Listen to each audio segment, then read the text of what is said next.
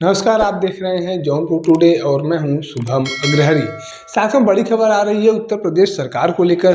जी हां, खबर की बात किया जाए तो आपको बता दें कि उत्तर प्रदेश सरकार को सुप्रीम कोर्ट से बड़ा झटका लगा है। जैसा आप सभी लोगों को पता है कि उत्तर प्रदेश में बुलडोजर कार्रवाई को लेकर अक्सर चर्चाएं होती रहती हैं और इसी बुलडोजर कार्रवाई को लेकर अब सुप्रीम कोर्ट ने उत्तर प्रदेश सरकार पर दंडात्मक कार्रवाई भी कर दिया है।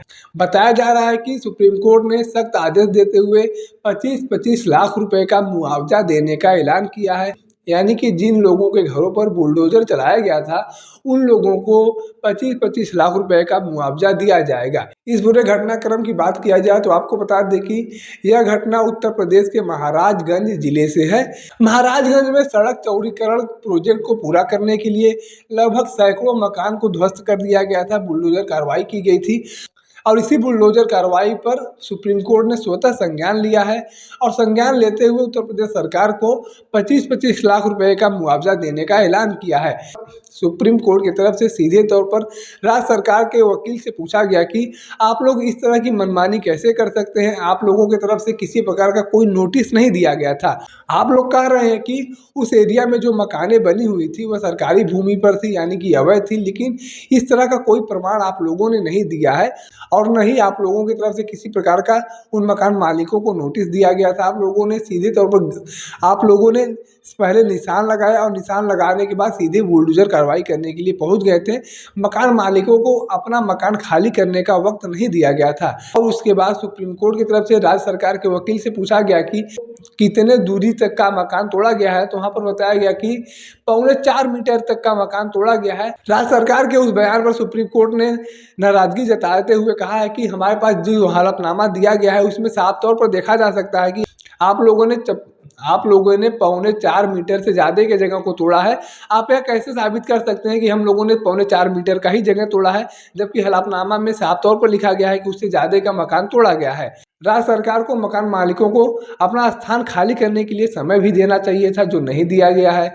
और उसके बाद सुप्रीम कोर्ट की तरफ से पूछा गया कि कितने मकानों को तोड़ा गया, तो वहाँ पर बताया गया कि 123 मकानों को तोड़ा गया है, जिस पर सुप्रीम कोर्ट ने और भी सख्त रुख अपनाया और सीधे तौर पर अब ऐलान कर दिया है कि आप लोगों के ऊपर दंडात्मक कार्रवाई की जाएगी। आप लोगों को बार बार मना किया जा रहा है कि बुलडोजर कार्रवाई आप लोग मत करिए, लेकिन आप लोग फिर भी नहीं मान रहे हैं। ऐसे में अब सभी मकान मालिकों को 25-25 लाख रुपए का मुआवजा दिया जाएगा। और उसके साथ साथ सुप्रीम कोर्ट की तरफ से इस बात का भी जिक्र किया गया कि जो कार्रवाई आप लोग आज कर रहे हैं यह 1960 से चला आ रहा है। उसके पहले आप लोगों की तरफ से विभागीय कार्यालयों की तरफ से कोई कार्रवाई क्यों नहीं किया गया। आप लोगों को एकाएक कैसे याद आ गया कि वहाँ पर अवैध जमीनों पर मकान बना हुआ है, जबकि वहाँ पर जो भी मकान मौजूद हैं वह आज के नए नवेले मकान नहीं बने हुए हैं, बल्कि दशकों से वहाँ पर मकान बने हुए हैं और यह मकान 1960 से लेकर बने हुए हैं और यह मकान लगभग 1960 से बने हुए हैं।